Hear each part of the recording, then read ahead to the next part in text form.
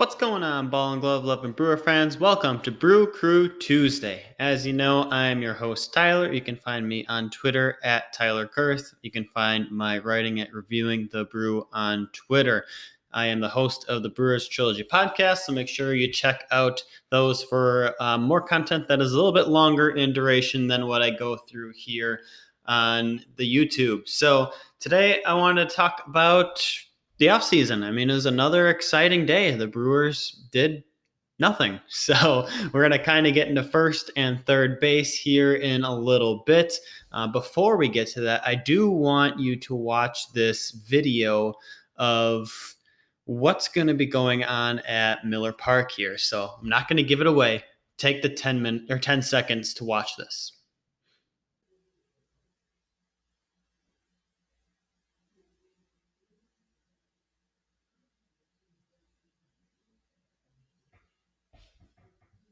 So as you can see from that video, that is Miller Park with lots of lighting. Or, oh my gosh, sorry. It's American Family Fields. I screwed it up already. That is American Family Fields lighting up.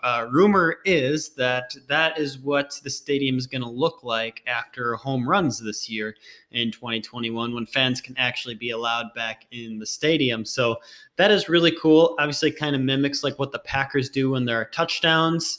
I mean, I think that's really super cool. If you've ever been to Lambeau for that, it's really awesome. And I think that is going to look pretty freaking sweet in American Family Fields as well. I mean, you always get, I don't know if there's going to be fireworks or not. Maybe you'll have fireworks and a light show at the same time.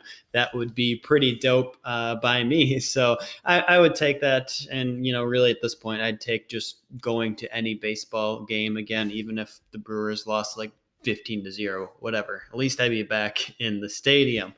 But let's kind of talk about this offseason here. I just wrote an article and I titled it, "Don't Panic About the Corner Infield Spots Right Now." I get it. It's to the point in the offseason. We're in mid-January now, and Dan Vogelbach is the only true first baseman on the 40-man roster. Very concerning. And then third base, we have no clue who it's going to be. I mean, the current infielders who are on the 40-man that could play there, you have Mark Mathias, you have Luis Urias, and then you have Tim Lopez. So, could I really kind of look at the stats and talk myself into that, hey, Urias is going to be the third baseman of the future? Or maybe not third baseman, but he's going to be the future somewhere. He can hit. Same with Lopez. Like, if you take a look at their AAA stats, they have a track record of hitting. Urias in 2019 hit 315, had a 998 OPS, 19 homers in 73 games. Lopez, on the other hand, a 302 average, 839 OPS, 10 homers in 95 games. Full disclaimer, I don't know if I'm saying Lopez right or if it's Lopes or, I don't even know, to be honest. I don't know much about him other than the Brewers acquired him off the waiver wire after the Mariners let him go. So, yeah, another Mariners player. Strange and bizarre. But, I mean, really, Brewer fans, don't panic. Like, there's going to be a flurry of signings at some point here. I mean, DJ LeMahieu is still a free agent. He's apparently not impressed with what's going or what the Yankees are offering him. I don't think the Brewers are going to sign him, but the top end free agents are still out there. Granted, this wasn't a really good free agent class to begin with, but there's going to be a flurry of signings here at some point. The Brewers they're going to have to do something because they can't go in how they are right now. Like I said, Dan Vogelbach's the only true first baseman, and Manfred came out tonight and said, hey, expect to play a 162-game season, expect to start on time. And, of course, he neglected to say, yeah, plan on the DH, don't plan on DH. So still no clarity as to what's happening with that.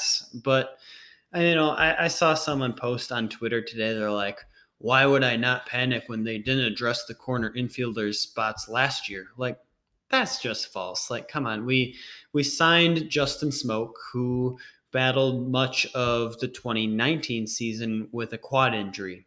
That's why his numbers were down, injury. And unfortunately, that signing did not pan out. Logan Morrison didn't pan out. we signed Jed Jerko.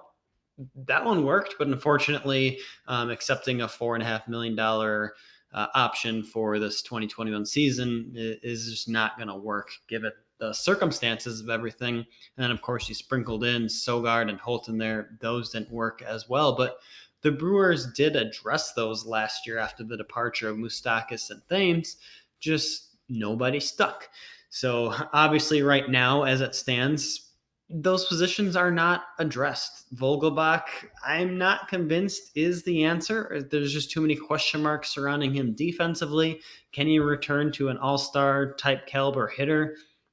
We don't really know. And third base, yeah, there's nobody there. I mean, I like Urias and Lopez as kind of those utility guys. I like them maybe playing third base sparingly, but I'd feel a lot more comfortable knowing we have what we're going to call an everyday third baseman as we enter the 2021 season, because as we know, platoons did not work out for David Stearns last offseason. So don't fret. It's only mid-January. I mean, within the next 4 weeks, I expect we're going to see a good amount of signings league-wide, and hopefully the Brewers are in on some of that as well. So the time will come here. Stay the course, Brewer fans. We're getting closer to spring here and pitchers and catchers reporting. So this team's going to start taking shape here at some point. So don't panic. Stay calm. Think Brewers, trust in Stearns, do all the good stuff that you do every offseason. But until next Tuesday, I will talk to you later, Brewer fans.